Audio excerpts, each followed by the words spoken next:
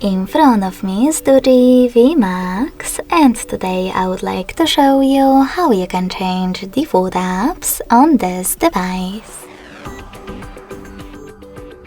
First of all, you need to install your new defaults. I already did that, so I can go into settings right away.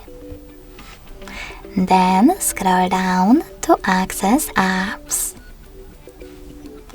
After that, choose default apps and click on one of those sections, in my case, browser app.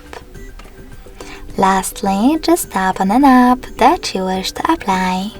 So when I click on Opera Mini and go back, I can see that my default app has changed. Thanks so much for watching. If you enjoyed this video, smash that like button, comment and subscribe.